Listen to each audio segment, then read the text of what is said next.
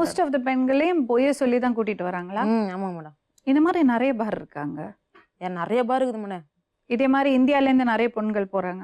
நிறைய பொண்ணுங்க போறாங்க. சரி, உங்க அம்மா அப்பாக்கு தெரியுமா என்ன விஷயம்னு? இதெல்லாம் தெரியாது மேடம். அங்க நடக்கிறதெல்லாம் தெரியாது. நான் டான்ஸ் மட்டும் சொல்லிக்கிறேங்க அம்மாட்ட. சரி, வந்த உடனே ஏன் போலீஸ்ல கம்ப்ளைண்ட் கொடுக்கல? அந்த செல்வா ஏன் பிடிச்சு கொடுக்கல? வந்ததை பாஸ்போர்ட் பிடிக்கிட்டாங்களா அவங்க. திருப்பி நான் யார்ட்டையும் போகக்கூடாதுன்னு சொல்லிட்டு அந்த பாஸ்போர்ட் இவங்க உடனே பிடிங்கிடுறாங்க. யாரு பிடினாங்க? எப்போ பிடிங்கினாங்க? எங்க பிடிங்கினாங்க? செல்வம். எங்க? திருச்சி ஏர்போர்ட்ல வந்து. எதுக்கு கொடுத்த நீ?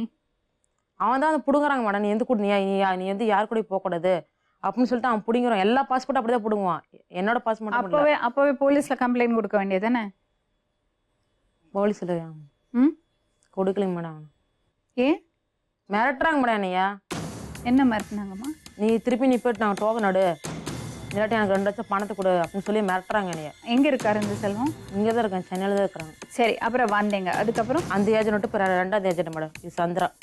அந்த மேடம் வந்து அந்த சந்திரா ஏஜென்ட் வந்து என்கிட்ட பேசி, இல்லைம்மா நீ போனதெல்லாம் எனக்கு தெரியும், நான் அங்கெல்லாம் அப்படிலாம் இல்லை, நான் வந்து இவனுக்கு வேறு பாருக்கு அனுப்பிடுறேன் அப்படி இப்படின்னு பேசினாங்க.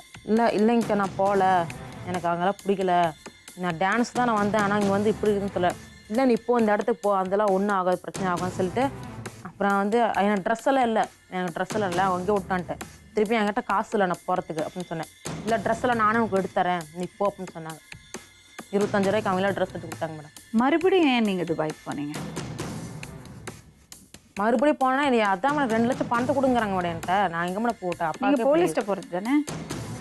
அதான் அங்கே வந்து சொல்லிடுறேன் மிரட்டுறாங்க மேடம். அங்கே நடந்ததெல்லாம் சொல்லிடுறேன் மிரட்டுறாங்க மேடம். நீ அந்த இடத்துல என்ன மேடம் பண்ணுறது நான்?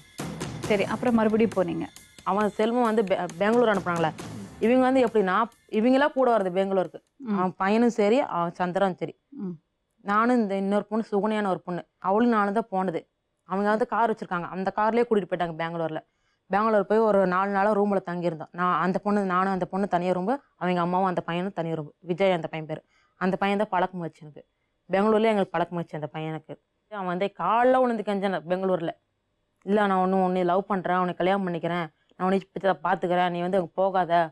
அவனுக்கு நடக்கிறது எல்லாமே தெரியும் மேடம். 4 நாளில் அவனுக்கு நடக்கிறது எல்லாமே தெரியும். அங்கே இப்படி தான் பொண்ணுங்க போனால் இப்படி தான் போவாங்க, எல்லாமே அவனுக்கு தெரியும்.